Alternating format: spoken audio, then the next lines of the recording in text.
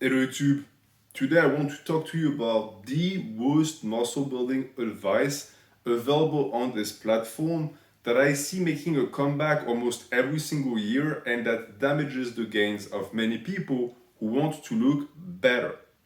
I think that this one in particular is very dangerous because there's a lot of garbage advice on this platform. But for the most part, if you have a brain and you sort of know what you're dealing with when it comes to training and bodybuilding, you'll be able to avoid most of it. Like all of the nonsense about doing 1,000 reps for biceps, for example. Yeah, it might be a trap for newbies, but for the average sensible person, it's not going to be a problem. The one that we're going to talk about today, that advice in particular, is different because I see many people fall for it. People who have been training for a while, who espouse it and follow it for years and years, see poor or mediocre results, and yet still stick to it. And that is because this advice in particular is very pernicious.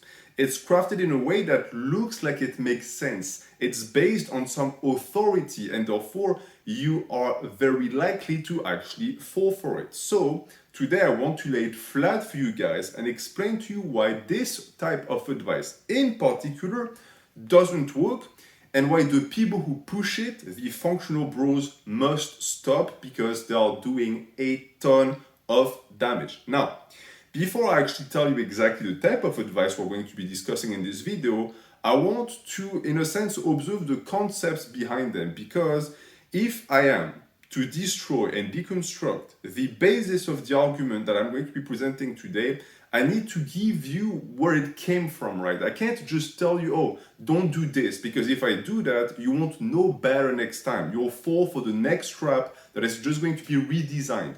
I want you to be able to immediately assess and identify that type of argument. So I actually crafted a quote that is going to help you understand the concept. This type of muscle building advice we're going to discuss today is based on the following sentence. To build up a muscle, focus on replicating the performance of someone who has that muscle. If you look at this, it makes sense at first glance. And you might think, well, NH, that looks like what every single fitness channel does, right? You do the same thing. You have muscle and you tell us how to get the same muscle. Yes, but the keyword here is performance, replicating the performance. I've personally never done that.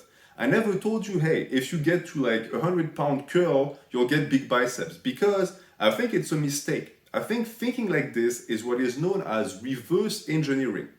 So in a sense, to clarify that segment and the sentence I just gave you, the people who think like this and make advice based on this think that to achieve a certain aesthetic goal, the best way to do so is to develop the function of that muscle in particular, and the size will come. So they look at size as a byproduct, aka they think that strength equals size. If you get a muscle strong enough and capable enough, functional enough, it will get bigger just by default. And therefore, the best method to get better as an aesthetic bra, for example, would be to not do aesthetics at all and focus instead on the ability of the body to move.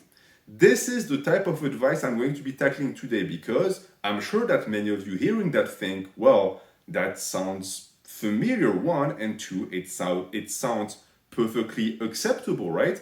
It sounds like the type of stuff I've heard on many channels who I believe gave good advice. So how come you're telling me now that it's terrible? Well, it is for a very simple reason. It's because that mindset in particular is, in a sense, toxic because it is not looking at hypertrophy and bodybuilding the right way. As I said, it's trying to reverse engineer the entire process. It's trying to look at a muscle and it's trying to think, okay, to achieve this, I'm going to trace back where that muscle came from in a certain individual. And if I have that in my pocket, I'm going to help you, I'm going to help people get the same results. The issue is that this very mindset is what gave birth to, for example, strength standards, which, as I've discussed in the past, are based on arbitrary numbers, benchmarks that at the end of the day do not constitute a great guide for hypertrophy. It's the same logic. It's thinking, okay, if I can get function up, size will go up. So let's focus entirely on function. Let's tell people, hey, if you get a 200-pound overhead press, you'll get big shoulders. It again looks sound and valid, but it simply isn't. And that is because this mindset has given birth to even worse types of advice. The type of advice that, if I were to sum up, I would describe as the train like an athlete. I'm sure you heard that in the past. What is train like an athlete exactly? Well, it's the idea that if you train exactly the same way as a certain person, an athlete in particular, you will be able to replicate the qualities they possess. But here it goes even deeper. Because if you think about it for a second, have you ever stopped and thought, train like an athlete, what does that even mean? Train like an athlete. First off, there's a ton of different athletes. So what type of training are we talking about? And two, train like an athlete to do what? To perform like an athlete? For the most part, that's not what these people sell you. They don't tell you to increase your function just to be more functional. They tell you to increase your function to develop size. So in a sense, it's train like an athlete to look like an athlete. And this is what the problem is. First and foremost, I'm not going to get into that today, but what does looking like an athlete mean? An athlete can be someone who is 200 pounds, 100 pounds, with abs, with a gut, shredded, with big legs, small legs, etc. Why? Well, it's because an athlete is not someone that looks a certain way, it's someone that performs a certain way. An athlete is someone not with a set of aesthetics, but with a set of skills. The aesthetics is a byproduct. But see, that's what the viciousness of this argument is. It's true that for an athlete, you're never going to focus on looks because you're going to want to develop your skills. So the looks will come naturally via the skills. These same people look at this and think, okay, well, if I flip it, it still makes a ton of sense. Someone who wants only looks should do the exact same thing because that's what athletes do. They look amazing by training like athletes. So, in a sense, everyone should be looking like an athlete, or therefore, everyone should be training like an athlete. The issue is that, as we're going to see right now, this doesn't work when you actually try to apply it to the general public. Why? Well, because I've started to see on YouTube Fitness, and maybe you can corroborate that as well, a certain type of videos made by a certain individual or individuals in particular that are starting to propagate ideas linked to bodybuilding, but that, in my opinion, are really hurting the sport. And that is this idea that if you want a good body, a good looking body, what you must do is look at athletes that have that quality and just do the exact same thing they're doing. For example, something I've been seeing more and more is people saying that if you want big biceps, the best thing to do is to train with gymnastic rings because gymnasts have big arms, and therefore, if they have big arms, it must mean that their methods are superior. Now, again, face value, you think, all right, well, are they wrong? I mean, gymnasts have amazing biceps. So surely if I want amazing biceps, I must train like a gymnast. So let me do exactly what they do. Well, this is exactly the type of thing that these people want you to believe because that's what the argument is doing. It's not based on anything fallacious at first glance. It's correct. They're correct. Gymnasts have amazing biceps, and yet training like a gymnast to get bigger biceps is the stupidest thing you could be doing. Why? Well, again, because it's an attempt at reverse engineering. It's an attempt at replicating the performance of someone else to get a quality that they never actually trained for, because the goal of a gymnast was never to get bigger biceps. It was a byproduct. You are trying to get that byproduct, but it's your main pursuit. And this is where the issue is. The issue is that this type of method is going to present itself as the best method because, of course, these people always like to put down other methods, and therefore it's also going to tunnel people and funnel people into that one method of training, a method of training that is simply not going to work. Why? Well, let's get into that right now. Why wouldn't it work? Why wouldn't just doing more gymnastic ring exercises grow your biceps? Well, it's fairly simple. It's because to get to that level of hypertrophy and growth, a gymnast has to train for 10 years plus. And that's 10 years of at least 5 to 6 hours of training a day. So it amounts to thousands of hours on the rings. This is what it took for them to get bigger biceps. It's that level of stimulus. Now apply that same logic to the average gym bro. The average gym bro already struggles to train for more than 5 years, a few hours a week consistently. Two, never actually trains his arms consistently, meaning that I know for a fact that the vast majority of the people watching this video right now have not been isolating their biceps or arms for a long time. And if you have, you don't really do progressive overload, you just go into the gym and get a pump. The amount of people like me who've been progressively overloading their biceps, triceps, etc. for 10 years plus is what? 0.1%? Maybe that. And you're telling me that that same person is going to get amazing results for biceps with a method that requires more time for less stimulus. Is it the grand solution? Because apparently it is. These videos get hundreds of thousands of views. So it must be the secret method. Let's all become gymnasts. Let's all become athletes. Well, of course, it doesn't work. Again, because the investment required is simply out of proportion. You cannot expect the average person to reach the top level of a gymnast, all of that for bigger biceps. It's so strange and stupid, first and foremost, because a gymnast, again, is someone who has a set of skills. They don't give a fuck about their bigger biceps. Saying that to someone, telling someone, hey, just get really good at rings and you'll have the biceps of a gymnast, is like telling to someone that wants a better memory to just become like a grandmaster in chess. Because grandmasters in chess do have amazing memory. But why? Well, it's because it's part of their job. They have to have an amazing memory because if they don't remember positions and they lose their games. Is it a good idea to pour tens of thousands of hours of your life into chess just to get a good memory? The answer is no. You know the answer is no. Why? Well, because their memory is a byproduct of their chess skills. Likewise for a gymnast. So by trying to isolate that byproduct and making it the main pursuit, now the entire argument and advice falls flat. It simply doesn't work anymore. But it doesn't stop there because you see, the real issue with this is that when you push that type of advice, you also invisibilize other methods that are valid. For example, all of the videos I watch for this one to prepare by these guys who tell you, oh, you want bigger biceps, just do rings. They don't just say that.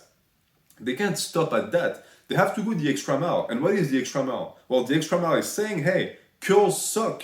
Well, because of course, if you're going to say that a method is the best, it's the best compared to something else. And what is the one thing that people do for biceps?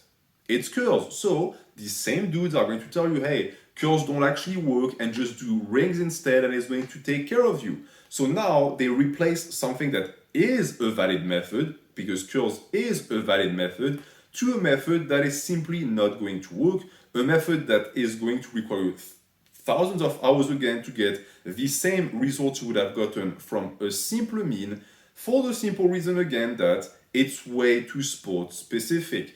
Anyone who tells you that to get a better physique, you need to invest your time in sport specific training is an idiot. Again, you are chasing a byproduct, but you're taking the long way home. Why would you invest so much of your time in this? It's stupid. So I would advise you to actually ignore these people altogether. But it doesn't stop there, because let's say that this advice would be sound, all right? There is a massive issue with this thing, and that is also something that I never hear discussed. You hear people talk a lot about, I think it's fatigue to stimulus ratio.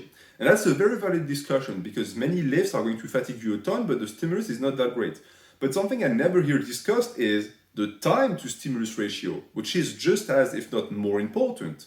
The amount of time you pour into an exercise correlates with the results you get. As a bodybuilder, don't you want to select the exercises that you can do the least amount of to get the best results? So by default, that also disqualifies all of that type of advice, because it's basically asking you to become amazingly skilled and advanced at a certain sport, all of that to get a measly aesthetic byproduct. A byproduct that is achievable outside of it, by the way, because gymnasts are not the only people with big biceps. You know who also has big biceps historically? Bodybuilders. You know why? Because we are the sport that looks at that byproduct and makes it our main pursuit. So it's the reason why also it peeves me when I see that type of guy, because they give the average person terrible advice. I know that for some of you, because I know some of you are still struggling with that mindset, but for some of you, you understand what I'm saying. And you understand that if someone were to give you that advice, you would immediately ignore it. But it lands on the impressionable minds of some, because the average normie, if you tell him, hey, I have this like new method for bigger biceps and it doesn't involve curls, they'll think you just reinvented the wheel. So they're going to actually follow it. But they'll quickly find out that the amount of time and points you have to invest in gymnastics, for example, to get those big biceps, it's simply not worth it. So it's a method that has a terrible time to stimulus ratio. And as someone who wants a better physique, you should always look out for that type of problems, because anything that is going to inquire and require you to spend a ton of time in the gym is simply not going to work in the long term, for a simple reason. Let's say that you espouse this advice, you get amazingly good at rings, and you get bigger biceps. Now what? What is your next big secret for quads, for example? You're going to become a cyclist, like a professional cyclist, because they have amazing quads. Are you willing to go into that as well? So now you're going to be a top-level gymnast and a top-level cyclist? And then what about your triceps? What about your shoulders? You're going to become a top-level swimmer? And then what about your calves? Because I can tell you right now, the secret to grow your calves is to just become a professional ballerina. They have amazing calves, so why don't you do it? Why don't you go back in time when you're 13 years old and start training like a ballerina, and you'll get amazing calves? Well, of course, it's stupid. But it's stupid when I tell it to you right now. How many people actually fall for that bullshit on the internet? Why? Because they don't actually think things through, because they don't think about the time. And the thing is that time is of the essence, because it's what is going to determine your gains. It's one of the most important factors for hypertrophy. It's the time you actually put into it. So, for the same logic, just like you're not going to become a top-level athlete at every single sport to develop the muscles that this specific athlete has, you're going to be the same for the rest of your lifts. Anytime that you can get as many results as you can with as little time as you can, you're going to do it. So, between curls and gymnastic rings, which one of the two do you think has better time to stimulus ratio? It's the curls. Why? Because you don't have to actually learn it. A curl is instinctive. There's no technical rating to a curl. So it is by default the best lift. I don't give a fuck that rings and like straight arm work has better stimulus, bro. Yeah.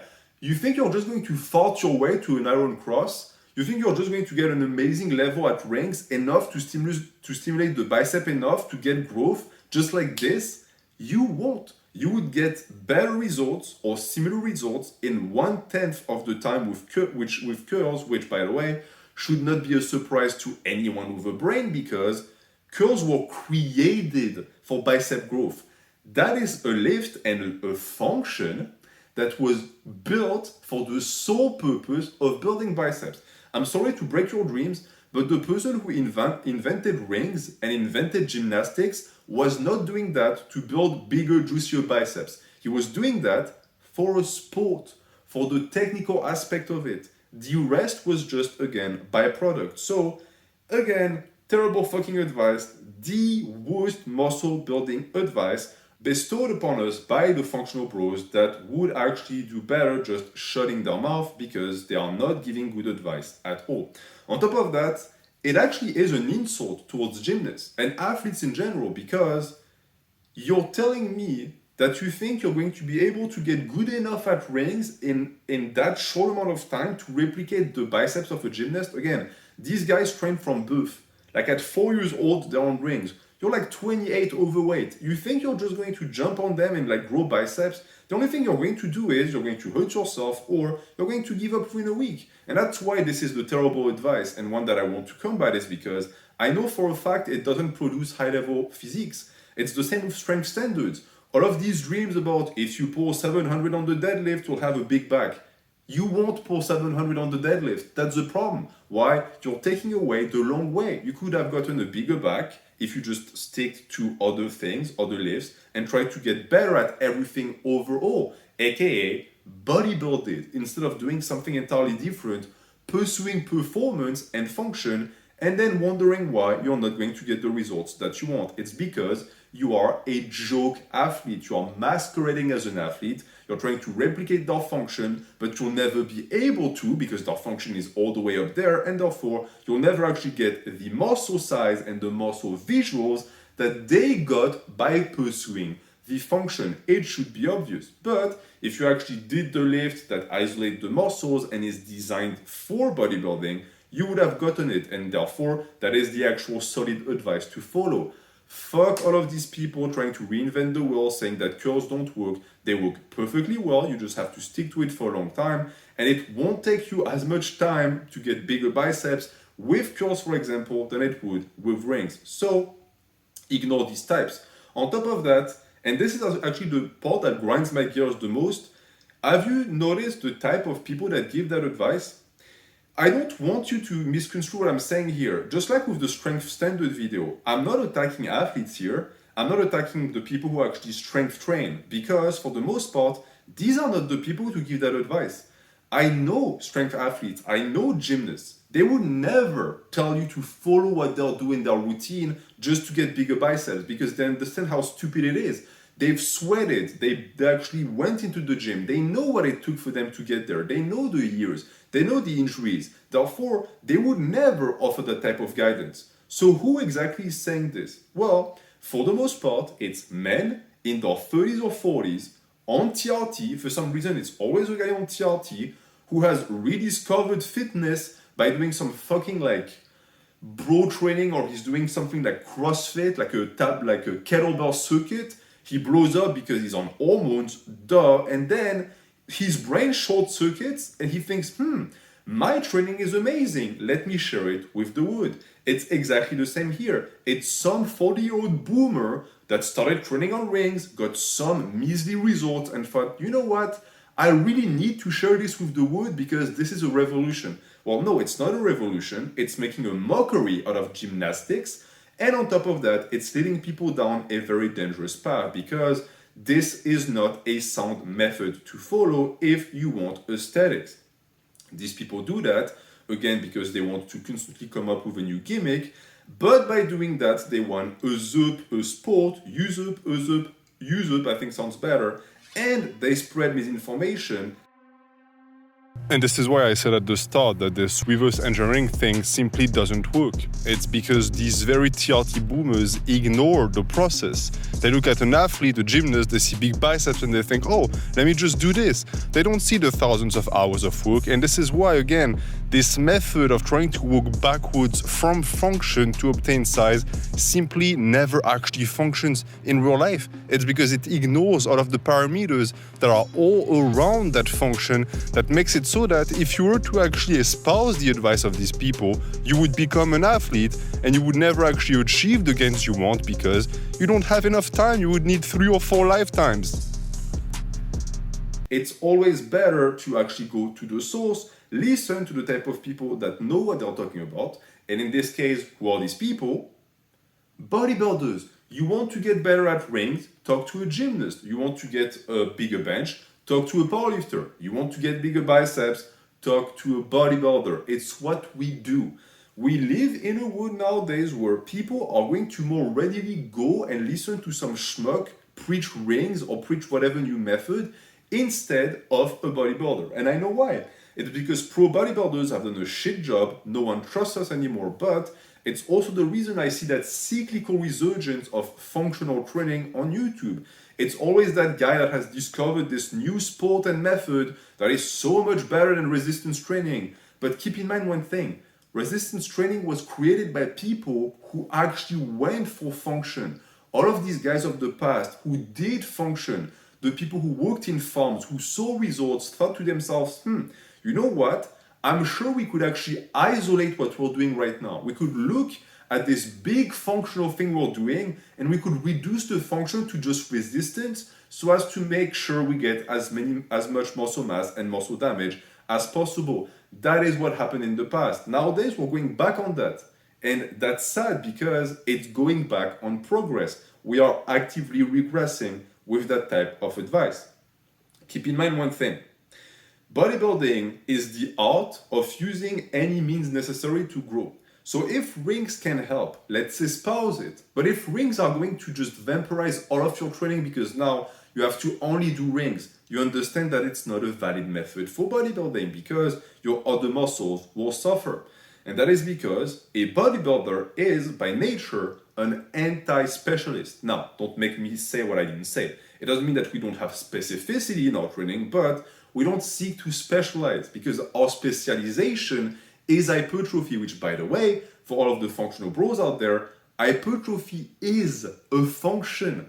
It's a function of motion. It's created by it. So any type of bodybuilding movement, like a curl, for example, is a functional movement for hypertrophy. There, that goes to all of the idiots who are going to crawl on their back to be able to get some bicep gains. You're a dummy, just do resistance training, you would get better results. Stop LARPing as someone who's functional, you're not fucking functional. You're just running in a park somewhere and you are making it very awkward for the mom that is just trying to have her kid play on the playground when you are out there shirtless thinking you're the next fucking Rambo. You're not, you are a 30-year-old and you need to find something better to do with your life. Now, this was the anti-specialist rant. We are bodybuilders, the opposite of technical masters. Technical masters that I respect greatly. Any athlete is a technical master. We're not.